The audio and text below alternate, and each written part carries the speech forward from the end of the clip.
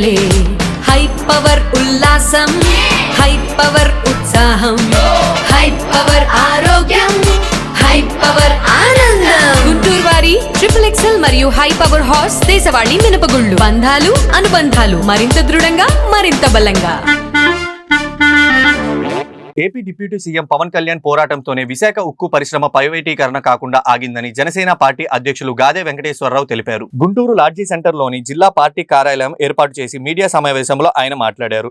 విశాఖ ఉక్కు ఆంధ్రుల హక్కు అని మరోసారి నిరూపితమైందని అన్నారు. ఆంధ్రుల మనోభావాలను గౌరవించి ఇటీవల కేంద్ర ప్రభుత్వం విశాఖ ఉక్కు పరిశ్రమకు 11,440 కోట్లు కేటాయించిందని ఆయన అన్నారు. విశాఖ స్టీల్ ప్లాంట్ ఉద్యమానికి గుంటూరు జిల్లాకు ప్రత్యేక అనుబంధం ఉందని ఈ సందర్భంగా గుర్తు చేశారు. సాక్షి పేపర్లలో పవన్ కళ్యాణ్ పై దుష్ప్రచారం చేయడం దారుణమని ఆయన అన్నారు. స్టీల్ ప్లాంట్ విషయంలో ఎనలేని కృషి చేసిన జనసేన పార్టీ అధ్యక్షులు పవన్ కళ్యాణ్ అని గుంటూరు జిల్లా జనసేన పార్టీ తరపున ఆంధ్ర రాష్ట్ర ప్రజల తరపున ప్రత్యేక కృతజ్ఞతలు తెలిపారు. ఈ కార్యక్రమంలో జనసేన పార్టీ నాయకులు చందు సాంబశివరావు, జిల్లా ప్రచార కమిటీ కోఆర్డినేటర్ శిఖా బాలు, జిల్లా కార్యదర్శి చట్టాల త్రినాథ్ తదితరులు పాల్గొన్నారు. విశాఖ స్టీల్ ఉన్నదో కొంతమంది బలిదానాల వల్ల ఏర్పడినటువంటి ఒక పెద్ద ఫ్యాక్టరీ. దాంట్లో దాదాపుగా కొన్ని వేల కుటుంబాలు దాని మీద ఆధారపడి బ్రతకడమే కాకుండా ఒక పెద్ద ఎసెట్ అది ఆంధ్ర రాష్ట్రానికి. అలాంటి ఉక్కు పరిశ్రమ గతంలో ఉన్నటువంటి పాలకుల వైఫల్యాల వల్ల అభివృద్ధి దిశగా వెళ్లకుండా క్షీణిస్తూ వచ్చి లాస్ట్కి సెంట్రల్ గవర్నమెంట్ దాన్ని ప్రైవేటైజేషన్ చేయాలనే ఒక ఆలోచనకు కూడా వెళ్ళే స్థాయికి వచ్చిన తర్వాత ఆనాడున్నటువంటి రాష్ట్ర ప్రభుత్వం కానీ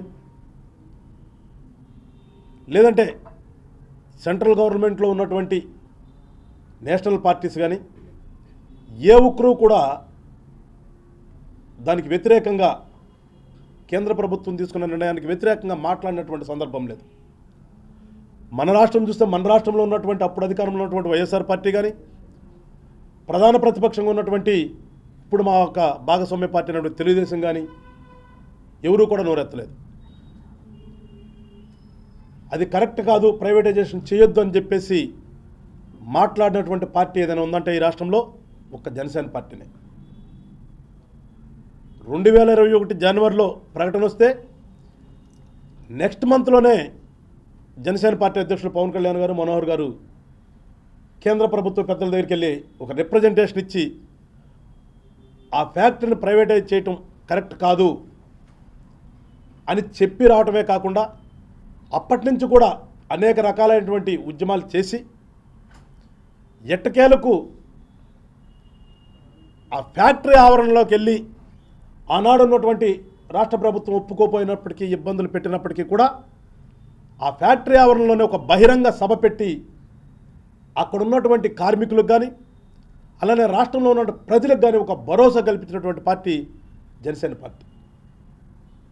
సో ఇవాళ రాష్ట్ర ప్రభుత్వం చేసినటువంటి ఎఫర్ట్స్ వల్ల కానీ గతంలో జనసేన పార్టీ ఎఫర్ట్స్ వల్ల కానీ ఇవాళ సెంట్రల్ గవర్నమెంటు ఒక అడుగు వెనక్కి వేసి ఆ ఫ్యాక్టరీని అభివృద్ధి చేయాలి అనే ఆలోచనతో 11,400 కోట్ల చిల్లర ఇవాళ ప్రకటించడం అనేది చాలా హర్షించదగ్గ విషయం కనుక